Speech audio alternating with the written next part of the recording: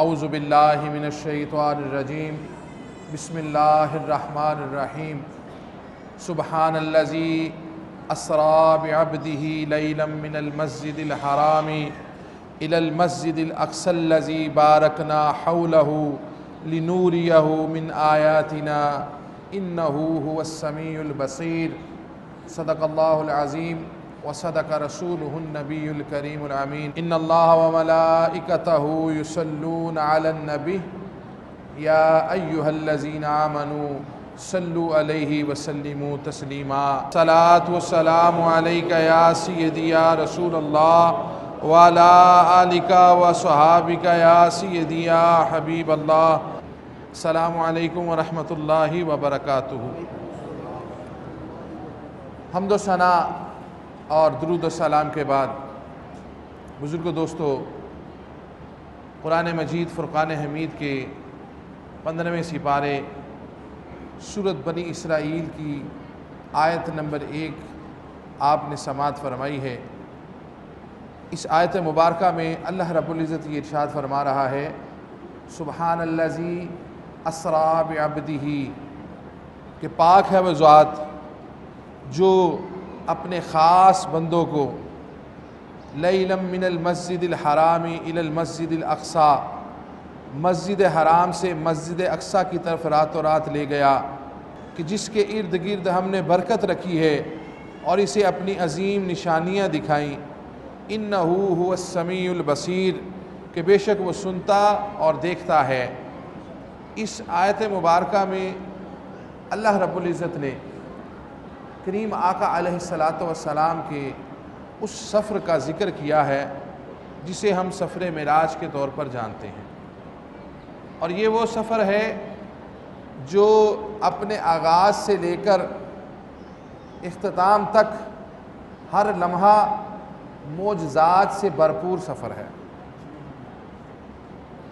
عام دنیا کا سفر ہوتا ہے نا، اس میں لوگ اس لیے سفر کرتے ہیں کہ انجوائمنٹ کی جائے، تفریح کی جائے، اپنے دل کو سکون دیا جائے، پریشانیوں سے، ماحول سے، ارد گرد کی انوائرمنٹ کو چینج کرنے کے لیے لوگ ایک جگہ سے دوسری جگہ سفر کرتے ہیں، کہ جا کر وہاں پر ہر قسم کے کاروباری معاملات سے دور رہ کر، ہر قسم کے لوگوں کے جھنجھٹ سے دور رہ کر کچھ وقت گزارا جائے اور پھر اپنے آپ کو ریلیکسیشن دی جائے۔ یہ عام دنیا داروں کا کام ہے، اور یہ سیر، یہ سفر کائنات کے مالک نے کائنات کے والی کے لیے رکھی تھی۔ یہ سیر اور یہ سفر مالک کائنات نے اس پوری کائنات کے جو والی بنا کر بھیجے ہیں، جن کا نام حضرت محمد مصطفیٰ صلی اللہ علیہ وسلم ہے، ان کے لیے اس سیر کا اہتمام کیا۔ اور دنیا کی سیر کسی پمفلٹ میں شائع ہو جاتی ہوگی، اخبار میں بھی ذکر آتا ہوگا، اگر کوئی بڑی شخصیت ہے تو ٹیلی ویژن والے بھی دکھا دیتے ہوں گے، جی فلاں صاحب مری میں 2 دن قیام کیا، سیر کی، یہ کیا، وہ کیا، یہاں کھانا کھایا، یہاں رکے، یہاں لوگوں سے ملے، یہ ساری باتیں بیان ہوتی ہیں، اور اس کو کہتے ہیں سفر نامہ۔ عام انسان کا سفر نامہ کسی رسالے میں، اخبار میں یا ٹی وی میں شائع ہوگا، لیکن نبی پاک صلی اللہ علیہ وسلم کا یہ سفر نامہ اللہ رب العزت نے خود بیان فرمایا، اور اپنی لا ریب کتاب قرآن مجید فرقان حمید میں تاکہ قیامت تک ہر آنے والا اس کو بغور پڑھے، اس پر یقین رکھے اور اس کو مانے، اور جو مانے گا وہ نبی پاک صلی اللہ علیہ وسلم کی غلامی میں ہوگا، اور انکار کرنے والے اس وقت کے ابو جہل، ابو لہب اور بڑے بڑے یہود و نصارہ کے لوگ شامل تھے۔ پھر اس کو اپنا موازنہ خود کرنا ہوگا۔ جیسا کہ ابھی آپ نے بہت سے ہمارے عظیم علماء کرام سے کئی باتیں سماعت کر لی ہیں کہ کہاں تک گئے، کس طرح گئے، کتنے اس کے مراحل تھے، ہر مرحلے میں کیا کیا ہوا۔ اللہ رب العزت نے پوری سیر کا بڑا بہترین اہتمام کیا تھا، لے جانے سے لے کر واپسی تک، جیسے کہ قبلہ بابا جی سرکار نے اپنے اشعار میں فرمایا، اور آپ کو احادیث میں قرآن مجید میں مسجد حرام سے مسجد اقصیٰ کا سفر اور آسمان دنیا کا سفر ملے گا، لیکن واپسی کا ذکر جو ہے وہ اللہ رب العزت نے اپنی ذات تک محدود رکھا، کیونکہ جب ہمارے گھر میں کوئی مہمان آتا ہے ہم اس کو لاتے بھی ہیں، اس کو بٹھاتے بھی ہیں، اور اس کو چھوڑنے کی بھی کوئی پریشانی نہیں اس کے ذہن میں رکھتے کہ آپ فکر نہ کریں ہم خود چھوڑ کر آئیں گے، جیسے بھی ہماری استطاعت ہوتی ہے۔ تو اللہ رب العزت کی کتنی طاقت ہے یہ تو ساری کائنات جانتی ہے، وہ کس طرح چھوڑ کے گیا ہوگا یا کس طرح اس نے واپسی کا سفر کروایا ہوگا، یہ اس نے کچھ باتیں اس سفر میں مخفی بھی رکھی ہیں۔ سدرۃ المنتہا سے آگے لامقام میں جب اللہ رب العزت کی بارگاہ میں تشریف فرما ہوئے تو وہاں پر کئی راز و نیاز ہوئے ہوں گے، کچھ آپ نے سماعت کی کہ تحیات کی باتیں ہوئیں، پھر نماز کا تحفہ ہوا، پھر امت کی بھلائی کے لیے دعا ہوئی، پھر فرشتوں نے بھی سلام کہا، یہ ساری چیزیں آپ نے سن لی ہیں، لیکن کئی باتیں ایسی بھی ہوں گی اور ان باتوں میں بیان کرنے میں آدھا گھنٹہ لگا، راز و نیاز کا کتنا وقت ہوگا یہ وہ رب ہی جانتا ہے، یا رب کے حبیب صلی اللہ علیہ وسلم جانتے ہیں۔ ہماری جتنی طاقت تھی نا ہمیں اتنا بتا دیا گیا، ہم اس میں بھی پریشان ہوتے ہیں، اس میں بھی ہم پریشان ہوتے ہیں، کیونکہ شاید ہمارے دلوں میں اپنے رب کے اوپر پوری طرح پختہ یقین نہیں ہے، کیونکہ اگر ہمیں اپنے رب پر یقین ہونا تو اس نے اس کو بڑے ہی بہتر انداز میں بیان کر دیا کہ سبحان الذی، پاک ہے وہ ذات، کون سی ذات؟ جو پاک ہے، ہر نقص سے، ہر عیب سے، ہر کمی سے، ہر جھوٹ سے، ہر برائی سے وہ پاک ہے۔ اب اس کی اس بات کے اندر کوئی شک و شبہ نہیں ہونا چاہیے کسی قسم کا۔ اللہ تعالیٰ نے فرمایا پاک ہے وہ ذات جو اپنے خاص بندے کو راتوں رات مسجد حرام سے مسجد اقصیٰ کی طرف لے گیا۔ یہ مسجد حرام سے مسجد اقصیٰ کا جو سفر ہے اس کا ذکر اللہ تعالیٰ نے قرآن مجید فرقان حمید میں فرمایا ہے۔ اللہ تبارک و تعالیٰ چاہتا تو یہ سارا سفر جو تھا سارے کا سارا قرآن مجید میں بیان کر سکتا تھا، یا سیدھا آسمان دنیا کا بھی بیان کر سکتا تھا، لیکن اللہ رب العزت نے مسجد اقصیٰ کو پوائنٹ بنا دیا۔ یہ جب اپنے سفر سے نکلے تو پھر پہلا مقام ان کا قیام کا مسجد اقصیٰ تھا۔ کیا قیام کا مقام تھا؟ مسجد اقصیٰ۔ مسجد اقصیٰ کو پوائنٹ بنانے کا مقصد یہ تھا کہ وہاں پر لوگ موجود تھے، دنیا کے لوگوں نے وہ مسجد دیکھی ہوئی تھی، آسمان دنیا پر کوئی نہیں جا سکتا، عرش تک کوئی نہیں جا سکتا، اللہ رب العزت کی بارگاہ تک کوئی نہیں جا سکتا، لیکن مسجد اقصیٰ تک لوگ جا سکتے تھے۔ اس وقت کے لوگ آتے جاتے تھے، لیکن سفر تھا 2 ماہ کا۔ کتنا سفر تھا؟ 2 ماہ کا، کیونکہ اونٹوں پر، گھوڑوں پر وہ سفر ہوتا تھا۔ آج کی دور کے مطابق ہوائی جہاز پہ سفر نہیں ہوتا تھا کہ 2 گھنٹے میں 3 گھنٹے میں پہنچ گئے۔ اللہ رب العزت نے وہ مقام ٹھہراؤ کا رکھ دیا، اس کی کئی وجوہات تھیں، جس کو جب نبی کریم صلی اللہ علیہ وسلم واپس تشریف لائے لوگوں کو یہ باتیں بیان فرمائیں۔ جب لوگوں نے یہ باتیں سنی تو ان کے دل میں سوال اٹھے، تو انہوں نے کیا کیا؟ جن جن لوگوں نے مسجد اقصیٰ کو دیکھا تھا ان کو اکٹھا کر لیا۔ لیکن جب نبی پاک صلی اللہ علیہ وسلم نے فرمایا کہ میں راتوں رات مسجد حرام سے مسجد اقصیٰ کی طرف گیا اور پھر وہاں سے آسمان دنیا کی طرف گیا، تو لوگ اکٹھے ہو گئے سوال کرنے کے لیے، کیونکہ یہ سب کو پتا تھا کہ کریم آقا علیہ الصلوۃ والسلام اپنی ظاہری حیات میں ان کے سامنے کبھی مسجد حرام سے مسجد اقصیٰ کی طرف نہیں گئے تھے۔ انہوں نے ان لوگوں کو اکٹھا کر لیا جو مسجد اقصیٰ کو دیکھ کر آئے ہوئے تھے، اور کہا کہ آج ان سے سوال کرتے ہیں اور ان سے باتیں پوچھتے ہیں، ابھی پتہ چل جائے گا کہ یہ کیا کہہ رہے ہیں، جو بات کہہ رہے ہیں وہ سچ ہے کہ نہیں ہے۔ تو کریم آقا علیہ الصلوۃ والسلام فرماتے ہیں لوگوں نے سوال کرنے شروع کیے کہ مسجد اقصیٰ کا دروازہ کس طرح کا ہے؟ آپ فرماتے ہیں لوگ سوال کرتے، میں جواب دیتا، اس کی کھڑکیاں کیسی ہیں، ان کا رنگ کیسا ہے، تعداد کیسی ہے، اندر کی ساری باتیں پوچھنے لگ گئے، جیسے یہ مسجد ہے، پہلے صحن ہے، پھر آداری سی ایک بنی ہے 2 صفوں کی، پھر آگے مسجد ہے، اسی طرح وہ مسجد ہوگی۔ تو کریم آقا علیہ السلام فرماتے لوگ سوال کرتے اور میں ان کو جواب دیتا رہتا، یہاں تک کہ انتہائی باریکی میں لوگ چلے گئے جنہوں نے دیکھی ہوئی تھی، انتہائی باریکی میں۔ آپ فرماتے ہیں کہ جب وہ انتہائی باریکی میں چلے گئے تو اللہ رب العزت نے مسجد اقصیٰ کو میرے سامنے لا کر کھڑا کر دیا، اور جس جگہ کا وہ سوال پوچھتے تھے مسجد کا وہ حصہ میرے سامنے آ جاتا، میں اس کو دیکھ کر جواب دے دیتا۔ کیونکہ یہ مہمان کی شان ہے کہ جب وہ کسی کے گھر مہمان جائے نا تو پھر اپنی نگاہیں نیچی رکھے، گھر کو جائزہ نہ لے، گھر کی چیزوں کو نہ دیکھے، جہاں پر مہمان نواز نے بٹھا دیا اسی جگہ بیٹھا رہے۔ تو نبی پاک صلی اللہ علیہ وسلم فرماتے ہیں اللہ رب العزت نے مسجد اقصیٰ کو میرے سامنے کر دیا، جہاں جہاں کا سوال پوچھا جاتا تھا وہ حصہ سامنے آتا، میں اس کو دیکھ کر جواب دیتا رہتا۔ یہ اللہ رب العزت نے کریم آقا علیہ السلام کی شانیں دکھائی ہیں، اور اس کا آغاز جو ہوا ہے نا وہ قلب انور کو دھونے سے ہوا ہے، شک صدر سے ہوا ہے اس سفر کا آغاز۔ رات اس بارے میں کافی باتیں ہوئیں، کچھ مختصراً عرض کر کے جو رہ گئی تھی وہ کوشش کرتا ہوں کہ آپ کو بیان کی جائیں۔ نبی کریم صلی اللہ علیہ وسلم کا شک صدر فرمایا گیا، جبرائیل امین حاضر ہوئے، چھت کھول کے اندر آئے، پھر وہاں سے آپ کو لے کر حتیم میں آ گئے، یہاں پر شک صدر کیا گیا، اور شک صدر کرنے کے بعد آسمان دنیا پر سفر کرنے کے لیے نبی پاک صلی اللہ علیہ وسلم کے لیے ایک سواری پیش کی گئی جس کا نام ہے براق، اور بڑی تیز رفتار سواری جس کی جہاں پر نگاہ پڑتی تھی وہاں پر اس کا قدم پڑتا تھا۔ اس سواری پر سوار ہو کر کریم آقا علیہ السلام آسمان دنیا کے اوپر سفر کرتے ہوئے مسجد اقصیٰ کی طرف گئے۔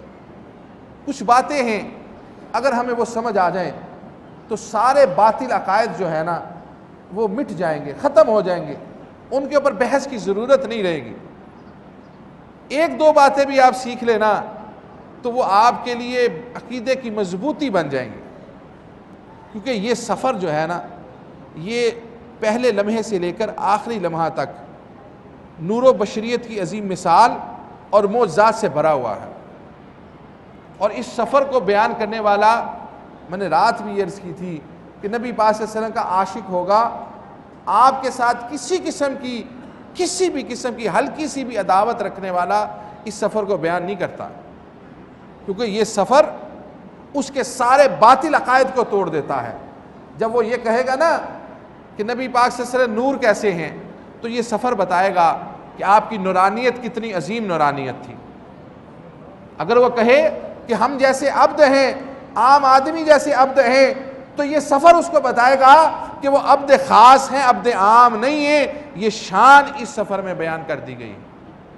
کریم آقا علیہ السلام کو جب شک صدر کرنے کے بعد، دل مبارک کو دھونے کے بعد اس براق کے اوپر بٹھایا گیا، تو وہ براق اپنی نظر کی رفتار کے ساتھ پر سفر کر رہی ہے،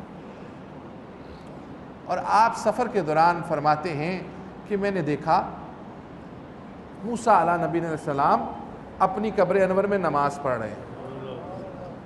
کریم آقا علیہ السلام ایک جگہ سے گزر رہے ہیں، ایک قبر دیکھی، آپ نے اپنی سواری کو روک دیا، روکنے کے بعد ایک درخت سے ٹہنی اتاری، اس کے دو ٹکڑے کیے اور دو قبروں جو ساتھ ساتھ تھی ان کے اوپر رکھ دیے۔ صحابہ نے عرض کیا یا رسول اللہ صلی اللہ علیہ وسلم، یہ آپ نے کیا ماجرا فرمایا ہے؟ ان قبر والوں کی قبروں کے اوپر آپ نے دو ٹہنیاں رکھ دی ہیں۔ کریم آقا علیہ السلام نے فرمایا کہ ان قبر والوں پر ان کے اعمال کی وجہ سے اللہ رب العزت عذاب نازل فرما رہا تھا، میں نے یہ ٹہنیاں اتار کر ان کی قبروں پر لگا دی ہیں، یہ ٹہنیاں اللہ کا ذکر کریں گی، ان کے عذاب میں تخفیف ہوگی۔ اور پھر کریم آقا علیہ السلام نے ساتھ یہ بات ارشاد فرمائی کہ یہ جو عذاب ان پر ہو رہا ہے نا، ایک وہ شخص تھا جو غیبت کیا کرتا تھا، اور دوسرا وہ شخص جو پیشاب کے چھینٹوں سے نہیں بچتا تھا، اپنی ان غلطیوں کی وجہ سے یہ عذاب میں مبتلا ہے۔ تو ہمارے کریم آقا علیہ السلام کی شان یہ ہے کہ آقا علیہ السلام قبر کے اوپر کھڑے ہیں اور قبر کے اندر کا حال دیکھ رہے ہیں۔ صرف حال نہیں دیکھ رہے بلکہ قبر والے کا حال بھی جانتے ہیں کہ یہ کس حال میں ہے اور اس پر عذاب ہو رہا ہے تو کس گناہ کی وجہ سے ہو رہا ہے، یہ بات بھی کریم آقا علیہ الصلوۃ والسلام کے علم میں تھی۔ اب وہ نور نبوت جو زمین کی طرف نگاہ کرے تو تخت الثری تک نظر چلی جائے، آسمان کی طرف اٹھائے تو سدرۃ المنتہا سے آگے نگاہ چلی جائے، ہاتھ بلند کریں تو جنت میں ہاتھ چلا جائے۔ جب یہ باتیں پہلے ہوا کرتی تھی نا تو لوگ بڑے اعتراض کیا کرتے تھے، منکرین بڑی باتیں کیا کرتے تھے کہ جی کیسے نگاہ اتنی دور جا سکتی ہے، کیسے سماعت اتنی تیز ہو سکتی ہے کہ بلال رضی اللہ تعالیٰ عنہ کی جنت میں قدموں کے چلنے کی آواز کریم آقا علیہ الصلوۃ والسلام سماعت کر لیتے ہیں، کیسے آپ کی نگاہ زمین کی گہرائی تک جا سکتی ہے۔ لیکن آج کے اس جدید ترین دور میں جب یہود و نصارہ اس وقت دنیا کے اوپر حکمرانی کر رہے ہیں اور اپنی جدید سائنس ٹیکنالوجی سے ہر اس باطل عقیدے کو تباہ کر رہے ہیں جس کا امپلیمنٹیشن یہ نام نہاد مسلمان صرف اللہ کے ولیوں پر، اللہ کے رسولوں پر کیا کرتا تھا، ہر اس عقیدے کو ان یہودیوں نے تباہ کر دیا ہے۔ دیکھیں انہوں نے آلہ ایجاد کیا موبائل، ہم کہتے ہیں جی دور کی آواز کوئی نہیں سن سکتا، اب سب سنتے ہیں، اب سماعت پر کوئی شرک و کفر کے فتوے نہیں لگاتا کہ کیسے کوئی اتنی دور سے آواز سن لیتا ہے۔ یہاں سے فون ملاؤ بغیر وائر کے، کوئی تار نہیں ہے اس کے ساتھ، کوئی تار نہیں ہے، انگلینڈ، کینیڈا، دنیا کے آخری کونے میں within seconds call connect ہو جاتی ہے، ود ان سیکنڈز کنیکٹ ہو جاتی ہے، اور پھر اس کے بعد آواز فوری ڈیلیور ہو جاتی ہے۔ یہ نہیں ہے کہ ڈسٹنس زیادہ ہے تو ٹائم زیادہ لگے گا، آواز جائے گی، پھر وہاں پر پہنچے گی، پھر وہ سنے گا، پھر وہ جواب دے گا، پھر آپ تک کانوں تک پہنچے گی۔ نو، ود ان نو سیکنڈ جیسے ہی آپ سپیک کریں وہ آگے ڈیلیور ہو رہی ہے۔ تو سائنس نے یہ عقیدہ باطل کر دیا کہ دور سے آواز نہ سنی جا سکتی ہے نہ پہنچائی جا سکتی، ختم کر دیا اس عقیدے کو۔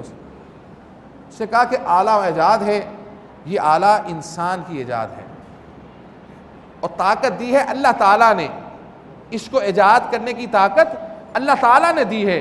اگر اللہ تعالیٰ یہ طاقت نہ عطا فرماتا تو کبھی بھی یہ کوئی انسان اس کو ایجاد نہ کر سکتا۔ یہ اس کے ذہن میں بٹھایا، اس کو بتایا اس طرح کرو، یہ کام کرو تو یہ چیز تمہارے لیے کارآمد ثابت ہوگی۔ یہاں تک بات ختم نہیں ہوئی، پھر اسی یہودی نے، اسی غیر مسلم نے، اسی عیسائی نے، اسی بد عقیدہ نے جو مسلمان نہیں ہے، اس نے پھر سیارے ایجاد کر دیے۔ کیا ایجاد کر دیا؟ سیارے ایجاد کر دیے۔ کریم آقا علیہ الصلوۃ والسلام فرماتے تھے کہ یہ کائنات میری ہتھیلی کی مانند ہے۔ جیسے ہتھیلی پر کوئی دانہ رکھ دیا جائے نا چھوٹا سا، کائنات آپ کے لیے ایسی تھی، آپ فرماتے ساری کائنات میری ہتھیلی کی مانند ہے، میں جب چاہوں جہاں چاہوں دیکھ سکتا ہوں۔ لوگ کہتے تھے یہ کیسے ممکن ہے؟ اب کوئی نہیں کہتا۔ یہ سفر معراج بڑے ہی معجزات کا منبع ہے، اور یہ آج کے دور میں اس کو کوئی جھٹلا نہیں سکتا۔ جب نبی پاک نے فرمایا کہ میں ساری کائنات کو ہتھیلی کی مانند دیکھتا ہوں تو لوگوں کو پریشانی ہوئی۔ اب جب یہود و نصارہ نے کہا ہم ساری کائنات کو ایسے سامنے اپنے ہتھیلی پہ دیکھتے ہیں تو کسی نے کفر و شرک کا فتویٰ نہیں لگایا۔ دیکھتے ہیں کہ نہیں دیکھتے؟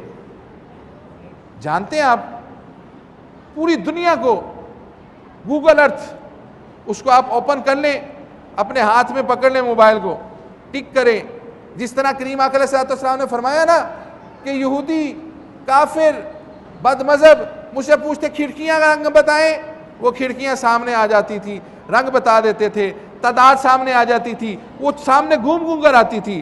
گوگل ارتھ کو کہیں فلاں جگہ کو ہمارے سامنے کر دو، وہ سامنے کر دیتا ہے۔ اس کو انٹر کریں فلاں جگہ پر جانا، ایک سیکنڈ میں آپ یورپ میں ہو، ایک سیکنڈ میں آپ جاپان چلے جائیں، الٹا ڈسٹنس ہے دونوں کا، جاپان اس طرف ہے، یورپ اس طرف ہے، within nine second click کریں گے ویسے پلٹ کر جاپان کو سامنے لے آئے گا۔ اب تو دنیا ہمارے سامنے آ گئی، اب کیا شرک و کفر کا فتویٰ رہ گیا باقی؟ اب تو کوئی نہیں لگاتا۔ پہلے لوگ کہتے تھے کہ ماں کے پیٹ میں کیا ہے کوئی نہیں جانتا، اللہ ہی جانتا ہے۔ الٹرا ساؤنڈ نے بتا دیا کہ یہ بیٹا ہے کہ بیٹی ہے، ایجاد یہودیوں کی، اعتراض کرنے والے خاموش ہو گئے۔ پھر یہاں تک بات نہیں ہے، اتنی جدید ٹیکنالوجی آ چکی ہے کہ ماں کے پیٹ کے اندر بچے کے پیٹ کے اندر کیا عمل ہو رہا ہے وہ بھی سائنس بتا دیتی ہے۔ اس کے گردے ٹھیک نہیں ہیں، اس کا دماغ نہیں بن رہا، اس کا جسم نہیں بن رہا، ہر چیز بتا دیتی ہے سائنس۔ کوئی کفر و شرک کا فتویٰ نہیں ہے، فتویٰ لگتا ہے تو صرف اللہ کے حبیب صلی اللہ علیہ وسلم کی بات پر، صحابہ کی بات پر، بزرگان دین کی بات پر۔ جی یہ کیسے جان سکتے؟ کیونکہ اس کا عقیدہ اللہ کی ذات پر نہیں ہے۔ جو اللہ کی ذات ایک سائنسدان کو اتنا ذہن دے سکتا ہے کہ وہ ان چیزوں کو ایجاد کر لے، وہ بنا کسی ایجاد کے اپنے ولیوں کو سب کچھ بتا دیتا ہے۔ بس یہ عقیدہ ہے۔ اب بات چل رہی تھی کہ نبی پاک صلی اللہ علیہ وسلم فضا میں جا رہے ہیں اور سید موسیٰ علیہ السلام کو قبر انور میں نماز پڑھتے دیکھ رہے ہیں۔ اگر ہم جہاز پر جا رہے ہو نا تو ہمیں کچھ نہیں نظر آئے گا نیچے، لیکن کریم آقا علیہ السلام اس سے بھی کئی گنا تیز رفتاری سے جا رہے تھے، لیکن نیچے سب کچھ دیکھ رہے تھے، کیونکہ آپ کے سامنے نبوت کی وہ روشن آنکھیں تھی جو کسی کے بس کی بات نہیں، کسی کے بس کی بات نہیں ہے۔ ہم تو اس سیارے کو جو یہودیوں نے چھوڑا ہے نا وہ کہاں ہے ہمیں نظر نہیں آ رہا، کتنی دور ہے خلا میں، اتنی دور ہے۔ وہ کہتا ہے جی چاند پہ ہے، کوئی کہتا ہے کہیں پہ ہے، اس سے وہ زمین کو فوکس کر رہا ہے، پھر زمین کو فوکس نہیں کر رہا، زمین کی تہہ میں جا رہا ہے، زمین کی تہہ میں جانے کے بعد بتاتا ہے اتنی گہرائی میں پانی ہے، اتنی گہرائی میں کوئلہ ہے، یہاں پر گیس ہے، یہاں پر سمندر ہے۔ ہم ساری باتیں مان کر اس کے اوپر امپلیمنٹ کر لیتے ہیں کہ یہاں سے گیس تلاش کرو، یہاں سے کوئلہ تلاش کرو، یہاں سے سونا تلاش کرو۔ اب کفر و شرک کا کوئی فتویٰ نہیں ہے۔ نبی پاک سے فرماتے ہیں زمین کے اندر یہ ہو رہا ہے تو ہمیں تکلیف شروع ہو جاتی۔ ہمارا ایمان تب مکمل ہوگا جب ہم یہ عقیدہ رکھیں گے کہ جو کچھ رسول اللہ صلی اللہ علیہ وسلم فرماتے تھے وہ اللہ تعالیٰ کی اطاعت سے سچ اور حق فرماتے تھے، وہ آپ دیکھتے بھی تھے، اللہ دکھاتا بھی تھا۔ پھر یہ یہود و نصارہ کی جو مشینری ہے اس پر یقین کرنا بھی کوئی ایمان کے اوپر رکاوٹ نہیں ہے۔ یہ ٹھیک ہے ایجادات ہیں، یہ بتا دیتی ہیں، کوئی مطلب، لیکن ہونا وہی ہے جو اللہ کا حکم ہوتا ہے۔ یہ بھی جو کچھ ہو رہا ہے نا یہ اللہ کے حکم سے ہو رہا ہے، اور وہ بھی جو کچھ ہوتا تھا وہ اللہ تعالیٰ کے حکم سے اور اللہ رب العزت کی رضا سے ہوتا تھا۔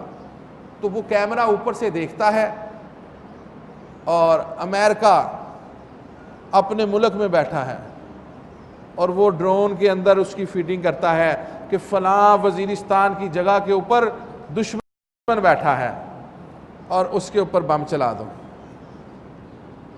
اس کے اوپر بم چلا دو۔ جب نبی پاک صلی اللہ علیہ وسلم نے فرمایا کفارین سے کہ رات مسجد اقصیٰ سے واپسی پر میں نے ایک قافلہ دیکھا، ان لوگوں سے ملا جو صبح فجر کے وقت یہاں پر پہنچ جائیں گے، تو لوگوں نے اعتراض شروع کر دیا۔ لیکن جب صبح ہوئی ادھر سے آواز نکلی کہ سورج طلوع ہو گیا، ادھر سے آواز آئی کہ قافلہ بھی آ گیا۔ وہاں پر کسی آلے کی ضرورت نہیں ہے۔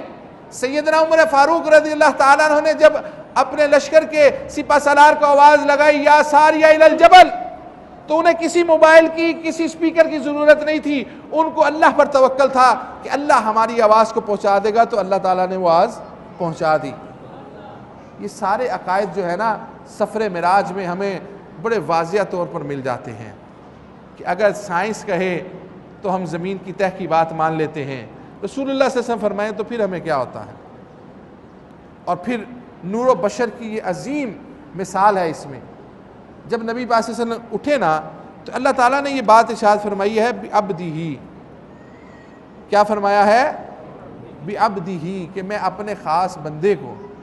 اب یہاں پہ بندے کا ذکر کیا ہے اللہ رب العزت نے، تو ہم سمجھتے ہیں شاید بندے ہماری طرح کے تھے جیسے ہم ہیں، جس وقت دل کیا سو گئے، جس وقت دل کیا تھک گئے، جس وقت دل کیا اٹھ گئے، دل کرے نماز پڑھ لی، نہ دل کیا نہ پڑھی، آج یہاں پر درد ہے کل وہاں پر درد ہے۔ یہ ناقص جسم نہیں تھا وہ عبد، وہ عبد بڑا عظیم جسم تھا، اور عبدیت اس لیے تھی کہ یہ سفر جو ہے یہ روح کا سفر نہیں ہے، یہ سفر کسی خواب کا سفر نہیں ہے، ایک زندہ جیتے جاگتے انسان کا آنکھوں دیکھا اور جسم کے ساتھ کیا گیا سفر ہے۔ وگرنہ اللہ تعالیٰ فرماتا بروح عبدہ، کہ کسی عبد کی روح کو، یا خواب کا ذکر فرماتا کہ عبد کو خواب میں ذکر، لیکن جسم کے ساتھ جب ذکر کیا ہے تو اس کا مطلب ہے پورا جسم گیا تھا حتیم میں. وہاں پر جب شق صدر کیا گیا تھا تو وہ جسم عبد کا تھا، اور خون کا نہ نکلنا، تکلیف کا نہ ہونا اور زندگی پر کوئی اثر نہ ہونا، یہ نورانیت کی عظیم مثال تھی. وگرنہ چلے جائیں ابھی ادھر ڈاکٹر ہاسپٹل چلے جائیں، کارڈیالوجی چلے جائیں، ڈاکٹر صاحب سے پوچھے ڈاکٹر صاحب کیا کسی عبد کا جو آپ کے پاس اسٹریچر پر پڑا ہے، اس کا جسم اس کی جاگتی حالت میں آپ کھول کر اس کا سینہ چاک کر کے اس کا دل نکال کے دھو کے پیوند کاری کر کے واپس لگا سکتے ہیں؟ وہ ڈاکٹر کہے گا اس کا دماغ خراب ہو گیا، پچھلی طرف مینٹل ہاسپٹل ہے، اس کو وہاں پہ داخل کرواؤ، جا کے دیکھ لیں، کہہ کے دیکھ لیں، اس کو یہ سینہ کھول دو، میرا دل خراب ہے، اس کو دو اس کو پیوند کر دو، پھر لگا دو، میں دیکھ لوں گا، گھنٹہ آدھا گھنٹہ لگے گا، پھر میں سلوا کے تو گھر چلے جاؤں گا. وہ کہے گا نہیں، یہ ہسپتال کی ضرورت نہیں ہے، پچھلے ہسپتال کی ضرورت. اب یہ عبد اور وہ عبد، خود ہی سوچ لے کہ وہ عبد جو سامنے دیکھ رہے ہیں دل کا آپریشن ہوتے ہوئے، خون کا قطرہ نہیں نکلا، نورانیت کا پورا غلبہ ان کے اوپر ہے، اور پھر آپریشن کروانے کے بعد ڈاکٹر نے آئی سی روم میں نہیں رکھا، 8-7 بوتلیں خون کی نہیں لگیں، بڑے بڑے ڈاکٹر آ کر معائنہ نہیں کر رہے، بلکہ کریم آقا علیہ السلام فرماتے ہیں میرے جسم کے اندر سینے کو کھول کر انوار و تجلیات ڈالے گئے، آب زمزم سے دل کو دھویا گیا، پھر اس کو اندر رکھ کر واپس جبرائیل امین نے اس کو سی دیا، اور پھر میرے لیے براق حاضر کیا گیا، میں اس پر بیٹھا اور مسجد اقصیٰ کی طرف میں نے روانگی شروع کر دی. یہ وہ سفر تھا جو بائی پاس کروانے کے بعد، شق صدر ہونے کے بعد، دل نکال کر دھونے کے بعد، بغیر کسی ریسٹ کے اس عبد ہی نے، جس کو ہم معاذ اللہ اپنے جیسا عبد سمجھ لیتے ہیں، اس عبد کی خاصیت یہ تھی کہ کوئی تکلیف نہیں تھی، اور پھر سفر پر روانگی شروع. یہ فرق ہے ان عبد میں اور ہم عبد میں. وہ عبد بھی تھے تو ہم جیسے نہ تھے، اور پھر ان کا سارا عبد کا جو سفر ہے نا، یہ نورانیت سے بھرا ہوا ہے. کوئی بھی شخص کسی بھی سفر پر، ایسے تیز رفتار سفر پر، بغیر کسی سیکیورٹی کے جو سامنے ہو سفر نہیں کر سکتا. ہوائی جہاز کو دیکھ لے، ریل گاڑی کو دیکھ لے، گاڑی کو دیکھ لے، اگر 120 کے اوپر یا 200 کی سپیڈ کے اوپر گاڑی کے شیشے کھولے جائیں نا تو ہوا گاڑی کو ایسے ہلا دیتی ہے. جہاز کا اگر دروازہ کھول دیا جائے تو جہاز تباہ ہو جائے گا. وہ حفاظتی حصار ہے. ہم کمزور ہیں، اس رفتار کی، ہوا کی رفتار کو برداشت نہیں کر سکتے. اپنے آگے پیچھے دائیں بائیں بہترین قسم کا وہ ایک خول چڑھایا ہوا ہے کہ ہوا اس کو چیرتی رہے، سائیڈ پہ جاتی رہے، ہم تک نہ پہنچے. اگر یہ ہم تک پہنچ گئی تو یہ ناقص عبد تباہ ہو جائے گا. وہ خاص عبد بغیر کسی سیکیورٹی پہ براق کے اوپر سفر کر رہے. ہوا ان کو تکلیف نہیں پہنچا رہی، کپڑے ان کے پھڑ پھڑا نہیں رہے، داڑھی مبارک جو ہے وہ بکھر نہیں رہی، امامہ شریف جو ہے وہ اڑ نہیں رہا، بلکہ ایسے ہی آرام دہ جیسے ہم ہوائی جہاز میں ایئر کنڈیشن میں بیٹھ کر سفر کر رہے ہیں، اس سے بھی کئی ہزار گنا زیادہ سہولت کے ساتھ اللہ رب العزت لے گیا. یہ وہ عبد ہیں جن کو اللہ نے بغیر کسی تکلیف کے اپنے پاس بلایا. اور نورانیت بھی ساتھ ساتھ ظاہر ہے. عبد کے مقابلہ میں عبد مان کے لے چلو عبد مان کے، ہم کہتے ہیں جی عبد نے سفر کیا. اب اس عبد میں اور عام عبد میں کیا فرق ہے، یہ ہمیں ہر لمحہ بتاتا رہے گا کہ کریم آقا علیہ السلام عبد ہو کر قبر کے اندر موسیٰ علیہ السلام کو نماز پڑھتے دیکھ رہے ہیں، اور ایک معجزات میں کئی معجزات بتا رہے ہیں کہ یہ نور نبوت جو ہے صرف زمین پر کھڑی ہو کر آسمان تک نہیں جاتی، اگر آسمان پر ہو تو تب بھی تحت ثری تک جاتی ہے. آسمان پر بھی ہے تو زمین کے نیچے تک نظر جا رہی ہے. اور پھر بتا دیا انبیاء قبروں میں زندہ ہوتے ہیں، نمازیں بھی پڑھتے ہیں، تمہاری امداد بھی کرتے ہیں، رزق بھی دیے جاتے ہیں.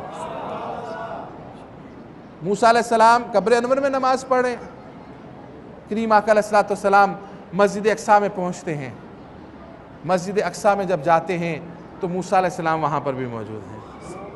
ہم تو اپنے آقا علیہ السلام کی باتیں کر رہے ہیں، وہ سواری پر گئے، موسیٰ علیہ السلام کس سواری پر گئے تھے؟ وہ تو بھی زمین پر تھے، تو آپ آسمانوں پر شاید آدھے سے زیادہ سفر طے کر لیا ہو، لیکن پھر وہ موسیٰ علیہ السلام آ جاتے ہیں مسجد اقصیٰ میں بھی، اور پھر وہاں سے کریم آقا علیہ السلام جب آسمان دنیا پر سفر شروع کرتے ہیں تو ابھی آپ پہلے آسمان پر جاتے ہیں، پھر دوسرے پر جاتے ہیں، پھر تیسرے پر جاتے ہیں، چوتھے پر جاتے ہیں، پانچویں پر جاتے ہیں، جب چھٹے پر پہنچتے ہیں تو موسیٰ علیہ السلام وہاں پر بھی موجود ہوتے ہیں۔ تو جو نور نبوت موسیٰ علیہ السلام کو قبر انور میں دیکھ رہی تھی، وہ وہاں سے گزرتے ہوئے بھی تو دیکھ رہی ہوگی نا، وہ وہاں سے گزرتے ہوئے بھی دیکھ رہی ہوگی۔ وہ نور نبوت جو تھی وہ موسیٰ علیہ السلام کو دیکھ رہی تھی۔ آپ جانتے تھے کہ ابھی یہ چھٹے آسمان پر بھی ملیں گے، مسجد اقصیٰ میں بھی ملیں گے۔ اور مسجد اقصیٰ میں کیا منظر تھا؟ مسجد اقصیٰ کا منظر یہ تھا کہ 1,24,000 انبیاء کم و بیش اپنے جسموں اور روحوں کے ساتھ مسجد اقصیٰ میں موجود تھے۔ ہم ایک اللہ کے نبی کی بات کو مانتے ہوئے میں تکلیف ہو رہی ہے کہ آپ سفر پر گئے تھے، یہاں پر تو 1,24,000 جو رب ایک کو لے کے جا سکتا ہے وہ سب کو وہاں پر موجود کر سکتا ہے۔ سارے انبیاء وہاں پر موجود تھے، اپنے جسموں کے ساتھ، اپنی روحوں کے ساتھ۔ وہ سلامت تھی تو موجود تھے نا، وہ قائم تھی تو موجود تھے نا، وہ زندہ تھی تو موجود تھے نا، وہ جانتے تھے تو موجود تھے نا۔ ان کو پتا تھا کہ رب نے جو ہم سے وعدہ لیا ہوا ہے آج اسے پورا کرنے کا وقت آ گیا ہے۔ پھر وہاں پر تقاریر بھی ہوئی، جب کسی کو بلایا جاتا ہے پھر بیان بھی کیے جاتے ہیں۔ پھر یہ امام الانبیاء کی شان ہے، ہم جیسے بندوں کی یہ شان نہیں ہے کہ خود چلے جائیں اور لوگوں سے کہیں کہ ہمارے قصیدے پڑھنا شروع کر دو، نہیں، ہم بھی جہاں پر جائیں گے نبی پاک صلی اللہ علیہ وسلم قصیدے کریں گے، اور جہاں پر انبیاء آئے انہوں نے بھی نبی پاک صلی اللہ علیہ وسلم کی شانیں بیان کر سامنے بٹھا کر شانیں بیان کی، رب نے بیان فرمائی، سب نے اتباع کی کہ پیچھے اس امام الانبیاء کے ہم نماز ادا کر رہے ہیں۔ تو وہ کیسے خاص عام ہو سکتے ہیں؟ جن کے پیچھے نماز پڑھنے والے انبیاء ہوں وہ کیسے عام عبد ہو سکتے ہیں؟ وہ عام عبد نہیں ہیں، وہ خاص عبد ہیں اور بے مثل نوری بشر ہیں۔ نبی پاک صلی اللہ علیہ وسلم فرماتے ہیں آسمان دنیا پر گیا، پہلے آسمان پر، دوسرے پر، تیسرے پر، چوتھے پر انبیاء سے ملاقات ہوتی رہی، پانچویں، چھٹے، ساتویں، اس سے آگے سدرۃ المنتہا تک جبرائیل امین ساتھ ہے، جبرائیل امین ساتھ ہیں۔ اب سدرۃ المنتہا پر جا کر عرض کرتے ہیں یا رسول اللہ صلی اللہ علیہ وسلم یہ غلام کی حد آ گئی ہے، سدرت جا عرضاں کردہ جبرائیل نمانا، اے غلام دی حد آئی اگے آقا میں نہیں جانا، پیر ذرا جیا اگے پاواں رہندا نہیں ایک پر میرا۔ یہ جبرائیل امین عرض کرتے ہیں یا رسول اللہ صلی اللہ علیہ وسلم اس کے آگے جبرائیل امین کی بھی طاقت نہیں ہے۔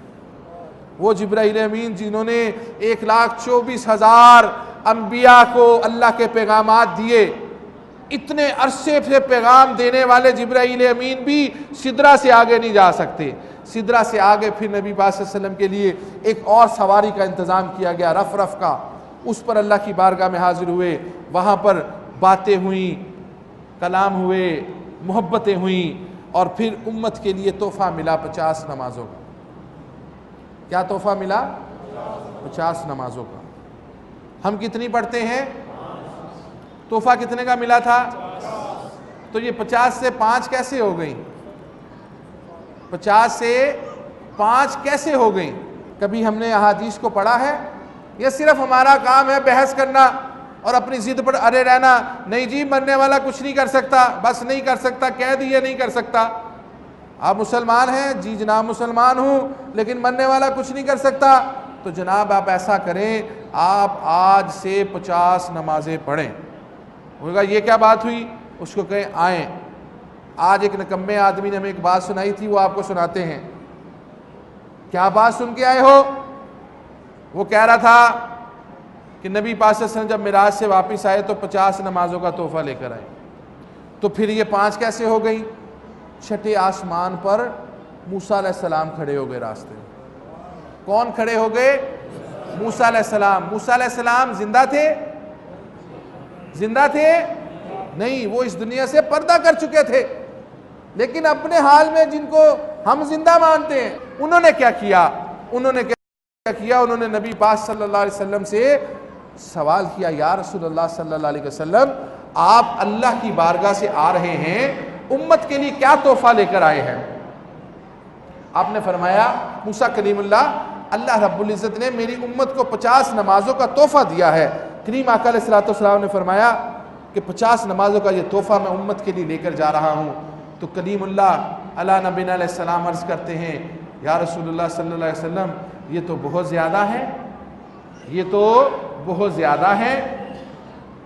اچھا، یہ تو نہیں نبی پاک سے فرمایا موسیٰ کلیم اللہ علیہ نبینا علیہ السلام آپ زیادہ جانتے ہیں، آپ کو کیا پتہ باتوں کا، اللہ نے فرض کی ہیں، آپ اللہ کے ساتھ شریک ہو رہے ہیں، اللہ کے معاملات میں دخل اندازی کر رہے ہیں، آپ کیوں بول رہے ہیں؟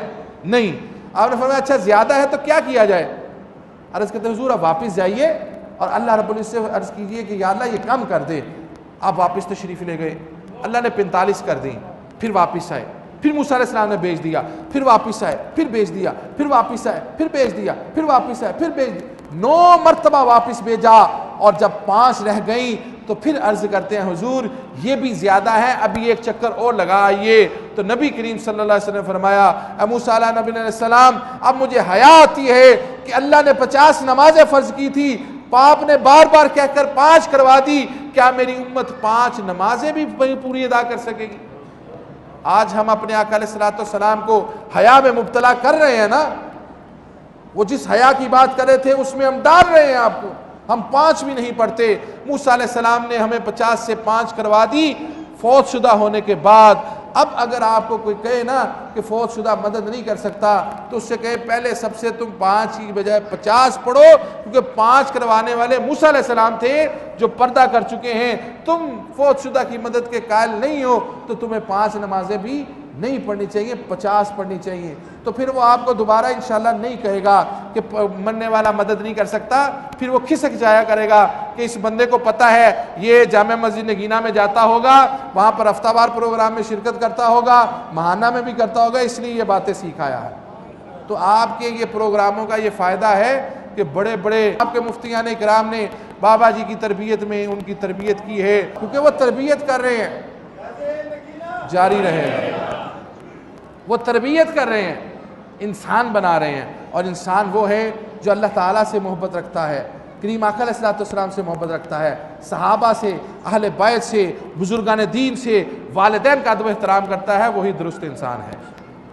تو موسیٰ کلیم اللہ نے 9 مرتبہ واپس بھیج کر ہمارے اس تحفے کو 50 سے 5 کروا دیا۔ اللہ تعالیٰ نے فرمایا، اے میرے پیارے محبوب صلی اللہ علیہ وسلم، ہم نے 50 نمازوں کا تحفہ دیا تھا، موسیٰ علیہ السلام نے کم کروا کے 5 کروا دی ہیں، امت آپ کی 5 پڑھے گی، لکھی 50 ہی جائیں گی، امت 5 پڑھے گی، لکھی 50 جائے گی، اور جب پھر خانہ کعبہ میں جا کر پڑھیں گے تو ایک نماز 1,00,000 گنا زیادہ ہو جائے گی، مسجد میں آ کر 27 گنا زیادہ، امامے کے ساتھ 70 گنا زیادہ، مسجد نبوی میں 50,000 نمازوں کا ثواب ہے۔ یہ کتنی بڑی ہماری معراج ہے کہ ہم نماز پڑھ کر رب کی معراج کو حاصل کرتے ہیں، اور جب اسے چھوڑ دیتے ہیں تو پھر ہم نبی پاک صلی اللہ علیہ وسلم کے لیے شرمندگی کا سامان تیار کر رہے ہیں کہ وہ آقا علیہ السلام جو نکلنے سے لے کر واپس آنے تک اپنی امت کے لیے یا رب میری امت کرتے رہے، اور وہ امت غافل ہو گئی ہے،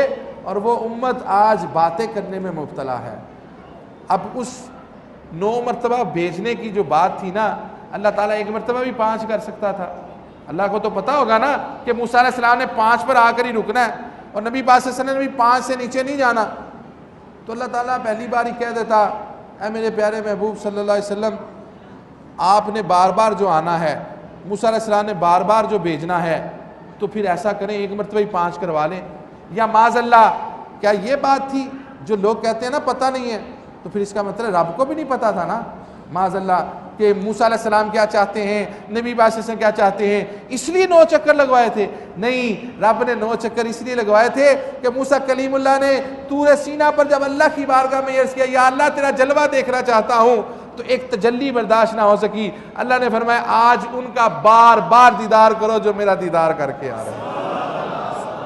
اس لیے بار بار بھیجا جا رہا تھا کہ موسیٰ علیہ السلام بار بار دیکھیے، یہ رب سے مل کر آئے ہیں، کتنا قریب ہو کر آئے ہیں، تکونوں کی برابر قریب ہو کر آئے ہیں، اس سے زیادہ قریب تھے، کتنے زیادہ قریب تھے یہ رب جانتا ہے، رب کے حبیب جانتے ہیں، لیکن آپ بار بار ان کا دیدار کر لیں جن کا دیدار جو رب کا دیدار کر کے آ رہے ہیں۔ اور یہ ساری باتیں آپ کو صرف انہی لوگوں سے سننے کو ملیں گی جو کریم آقا علیہ السلام کے سچے عاشق اور غلام ہیں۔ نبی پاک صلی اللہ علیہ وسلم کا سینہ مبارک شاق ہوا نا، یہ شان کسی عبد کی ہو سکتی ہے؟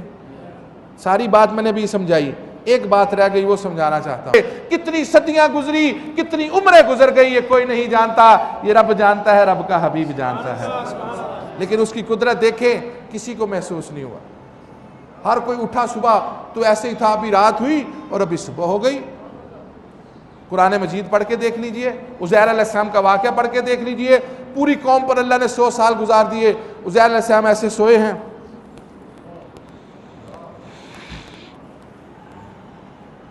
عزیر علیہ السلام کدھر تھے؟ یا اللہ آنکھ لگ گئی تھی۔ اچھا آنکھ لگ گئی، کتنی دیر لگی؟ قرآن تو پڑھے، دیکھے تو صحیح، علم تو حاصل کرے، پھر پتہ چلے گا کہ سوال کرنا کم علمی نہیں ہے۔ سوال تو اللہ رب العزت بھی کرتا ہے، موسیٰ علیہ السلام سے پوچھتا ہے اے موسیٰ علیہ السلام تیرے ہاتھ میں کیا ہے؟ اے موسیٰ علیہ السلام نے عرض کیا یا اللہ یہ میرا عصا ہے، تو اس سے کیا کرتا ہے؟ یا اللہ میں اس سے ٹیک لگاتا ہوں، اپنی بکریوں کے لیے پتے جھاڑتا ہوں۔ تو کیا اللہ کو نہیں پتا تھا کہ موسیٰ علیہ السلام کیا کرتا ہے؟ اس طرح تو ہر استاد جاہل ہو گیا جو صبح صبح اپنے اسٹوڈنٹ سے پوچھتا ہے واٹ از یور نیم، روزانہ پوچھتا ہے، سبق روزانہ سنتا ہے، تو بدتمیز شاگرد کہتا ہے استاد جی آپ کو تو خود نہیں آتا، ہم سے کیوں پوچھ رہے ہیں؟ تو جو لائق اور فرما بردار شاگرد ہوتا ہے نا، اس کو پتہ ہے استاد کم علمی کے لیے نہیں، میری تعلیم کے لیے پوچھ رہا ہے، میری تعلیم کے لیے پوچھ رہا ہے۔ اگر کم علمی کے لیے پوچھنا ہوتا تو اللہ تعالیٰ کی معاذ اللہ ہم اللہ تعالیٰ کی ذات تک بہتان لگا جاتے کہ اللہ کو بھی نہیں پتا وہ بھی پوچھ رہا ہے۔ عزیر علیہ السلام کتنی دیر سوئے؟ ارد گرد ماحول دیکھا، یا اللہ کچھ وقت ہی لگتا ہے، کچھ شاید چند گھنٹے ہوں یا چند دن ہوں، چند گھنٹے یا چند دن۔ اللہ نے فرمایا عزیر علیہ السلام 100 سال گزر گئے ہیں، 100 سال، کھانا گرم ہے، جسم تر و تازہ ہے، کوئی 100 سال کی عمر کے بعد انسان کا چہرہ ایسے لٹک جاتا ہے، ہاتھ پاؤں ایسے ایسے ہوتے ہیں۔ عزیر علیہ السلام اسی طرح اپنی 30-32 سال کی عمر میں تندرست و جوان، اور گھر والے بوڑھے، 100 سال گزر چکے ہیں، بیٹا بوڑھا ہو گیا، باپ جوان ہے۔ یہ رب کی شان ہے، یہ ہمارے رب کی شان ہے، اور اسی رب نے ہمارے آقا علیہ السلام کی اتنی شانیں بیان کی ہیں۔ سفر معراج عظیم معجزات میں سے ایک بڑا معجزہ ہے، اور نبی پاک صلی اللہ علیہ وسلم کی نورانیت اور بشریت کا بڑا عظیم معجزہ ہے۔